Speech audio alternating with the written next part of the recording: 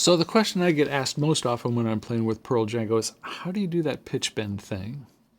And the easy answer is, well, you just need to control the volume of air that goes past the reed. That is the gist of it. The difficult thing is that controlling that airflow with an instrument that's not really designed to do that is technically fairly demanding, especially when you're playing something fast and trying to get to that place where you can control that flow.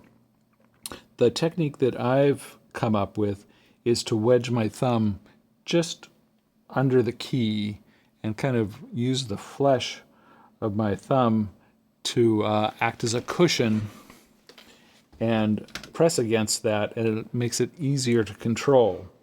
So you can see I'll play a note, get my thumb underneath it, and it can bend. And you can do quite a bit. Well, you can do a certain amount with your right hand to control the pitch that way.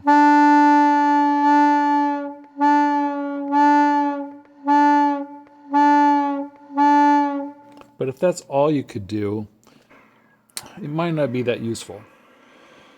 What I found over time is that your left hand is probably more important in bending the pitch than your right hand, because yes, you have to control the volume of air with your right hand, but surprisingly enough, the left hand, when you pull harder, makes the pitch go flatter.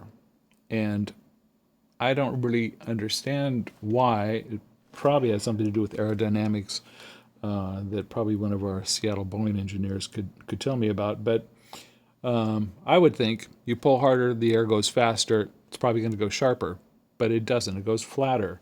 And that combination of controlling the volume over here with your right hand and pulling harder with your left hand gives you a fairly musical sound. And it sounds, like this. Here, watch. I'll control the volume with my right hand. So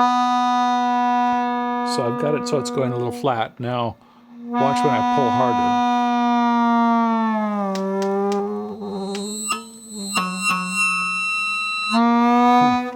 Yeah, that kind of went to the extreme there. Left hand, pulling hard, makes it go flat, and it's also more controllable with the left hand. You have to really pull hard to make it go flat.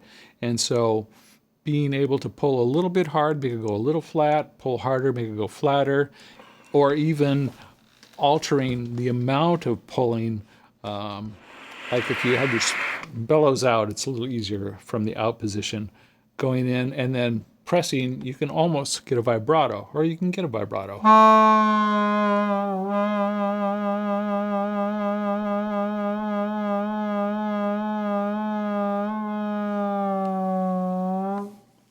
It's pretty controllable. It's easier on the low notes, and I think that's because the reeds are longer, they're more pliable, easier to bend. Higher notes, you can do it. I tend not to do it because it's a little bit more hit and miss. And they also have a tendency to go into kind of a harmonic, which, let's take a higher reed.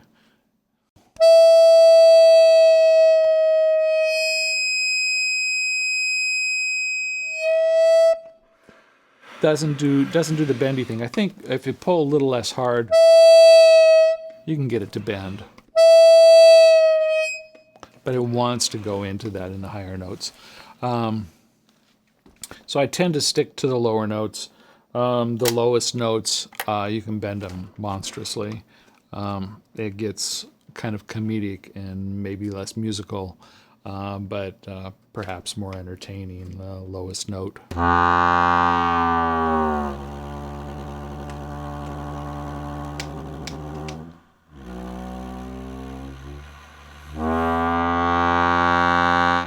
So I think I got almost down to a C on that. So they'll move a lot. That probably wasn't the prettiest one ever, but you get the idea. So that's pretty much it. Control the volume with your right hand. by wedging your thumb under the key. That gives you a lot more control. It's not a must-have. You can do it with a capped key by kind of pressing against there and giving yourself some support.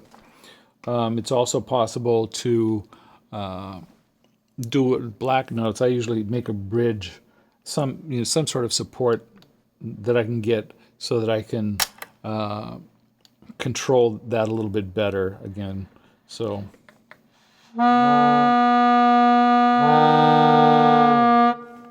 not exactly what I was looking for. More like that.